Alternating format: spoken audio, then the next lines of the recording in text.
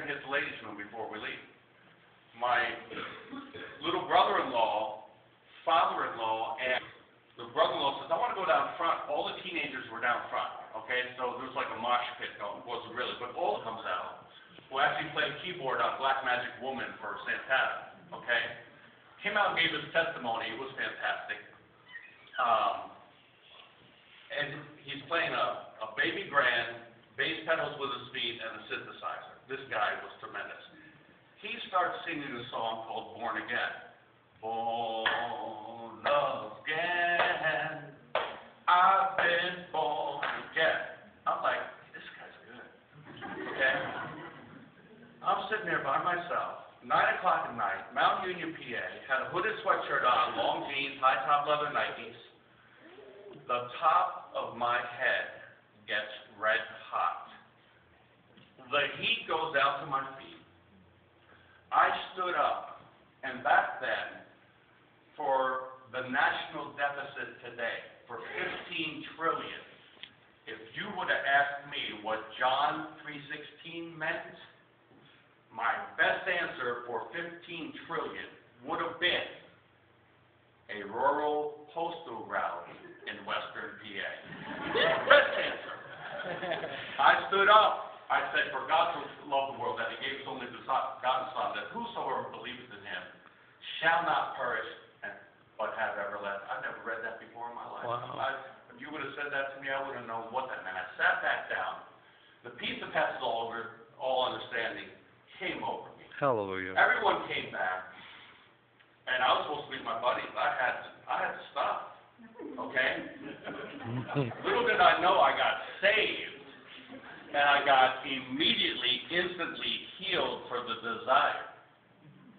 Immediately. Went home, went to bed, didn't meet my guys. Next morning, 8:30 in the morning, knock comes to the door. My mother-in-law says, Bob, someone down at the door for you. It's those guys. They're like, where were you last night, man? What? We was waiting on, all that. Oh, yeah, that's cool. Yeah, I just decided to go home and all that. And they said, well, what about the stuff? Oh, I said, the stuff? Yeah, the stuff. I said, you want the stuff? I went upstairs, got them the stuff, and gave it to them. Never saw those guys again in my life. And they were my good type, they were my type boys, So that's what happened to me, a Saul to Paul conversion. I got saved. Came back, was on fire. I was just so pumped up about my new life. Well, I worked with a guy that Tim Pillsbury totally reminds me of. He was a beautiful guy. I worked with him every day. His name was Larry Ayers. He was an Assembly of Godder, but he never witnessed to me. He was just a very, very great man. Just to show you how bad I was. I called Larry up. Hey, Larry, this is Bob Gerlack. Yeah, what's up, Bob? I said, you know that church you go to? He goes, yeah. I said, can anyone go to it? He goes, yeah. Why? I said, because I got saved. He said he put the phone to his chest and said, Kay, I think Bob Gerlack's joined the cult.